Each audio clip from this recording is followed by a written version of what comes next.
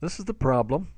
Essentially, in a ship unloading operation, we're unloading a 3,500-pound automobile by a cable, and a worker ties a rope to the cable at A and pulls it in order to center the automobile where he wants it to land.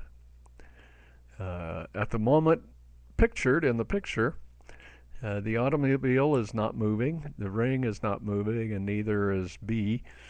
Uh, and the angles between the vertical and horizontal are given there as 2 degrees and 30 degrees.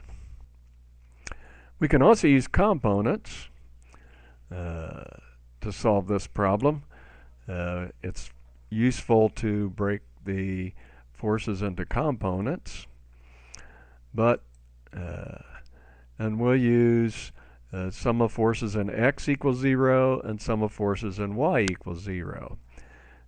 We can pick our coordinate system, but to start with, I'm going to do x and y as we normally would. When we do that, we end up with sum of the forces in the x direction, and we get TAB pulling to the left, so it is negative TAB, and we do sine because we want the opposite component from the 2 degrees. And we have TAC pulling to the right, so it's positive, and it's cozy here with the 30 degrees, so TACX would be cosine of 30. Sum of the forces in y, we've got TAB times cosine of 2 degrees, gives it a big force in y. TAC is pulling down, and again, at opposite the 30 degrees would be our component vector. And we have W pulling all the way down. We'll rewrite those over here, and I'll show another method, another capability that Matlab has for solving systems.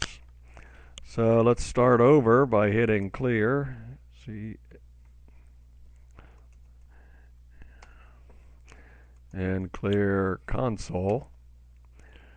So we start clear all over again. But I'll still say W equals 3,500 pounds. And a semicolon because I don't need to see it. Okay, I have the equations here, and I'm going to use a symbolic method. And to use a symbolic method, you need to define some symbols. And I'm going to define some symbols, TAB and TAC.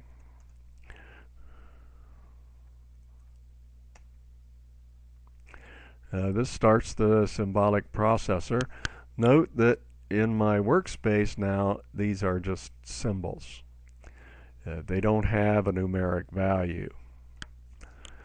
So I'll do fx for my fx equation, and I'll just type minus TAB. Now in Matlab you can't just leave a space, you actually have to tell it you're multiplying with the star. I want sine D of 2. Again, I'm entering this equation down here.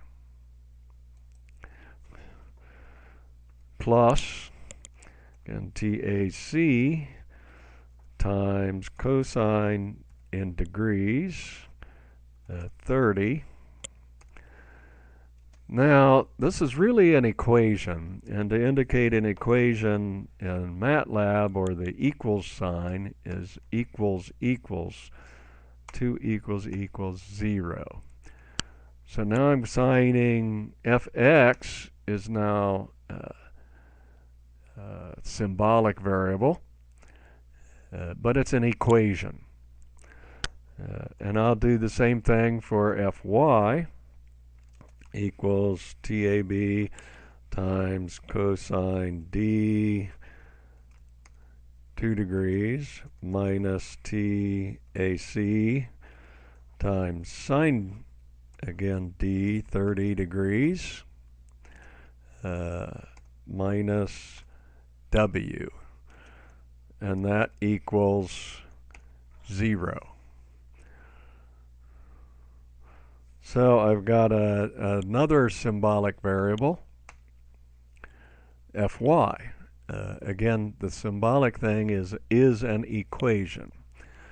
Now what I want to do is solve the equation, but I want to tell solve what I want for my answer. So I'm going to hit TAB inside bracket and TAC inside a bracket equals solve. And I'm going to put my equations Fx and Fy. And Matlab will work some magic here and give some solutions. Now, let's see, to actually solve it, if we just do TAB, we see we get some big integer numbers because it's tried to solve it very accurately. But I don't really want that, so what I want to do is print it out. And we'll use fprint F as the Matlab command to print things out. And you need to format character percent 0.4G. The percent says it's going to put in a value there. The 0.4 says it's going to use 4 decimal places, and the G is a general, and we want that's in pounds. And we'll do TAC also, very similar, 0.4%, 0.4G, and that'll be in pounds also. Now again, that's in quotes, so that's a string, but now we have to tell it what to put where the percents are, and we're going to put TAB in the first percent and TAC in the second percent. I don't need to see the result of this fprint command, but it will still print out the thing. Okay, so there's our result again. TAB is 3,574 pounds and TAB is 144 pounds. So let's go on to another method. We still got our 2 equations and 2 unknowns here, but to do it for a linear algebra, which is what Matlab was originally written for, you want to rewrite this equation in standard form. In standard form, you put one variable first and another variable last, and anything without that variable goes on the right side. Note that sine of 2 degrees, cosine of 30 degrees, and W are all numbers. TAB and TAC are our variables. And to see this in linear algebra, there's some notation. So here's the same 2 equations, and I'm going to rearrange these a little bit. First thing, I'm going to take the variables and kind of move them to the top of the row. Then we'll shift things together a little bit. Now I can group things.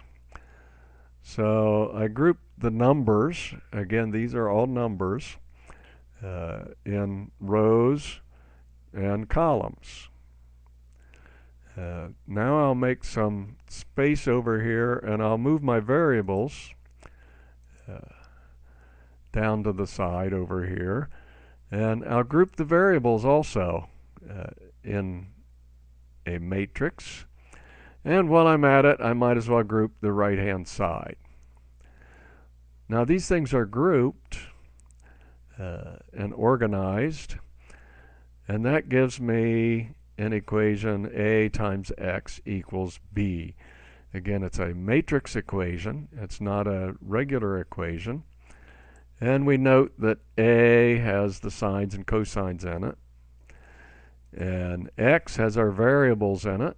We don't know the value of them yet. And B has our right-hand side. So in Matlab, what we're going to do is define our AX and our B, and then we'll solve it. And to solve that in Matlab, one thing you can do is essentially a special matrix divide on both sides, so that we just have X then on the left side. So this is what we'll want to do. So let's take our AX and B, and we'll bring up Matlab again, and we'll clear it.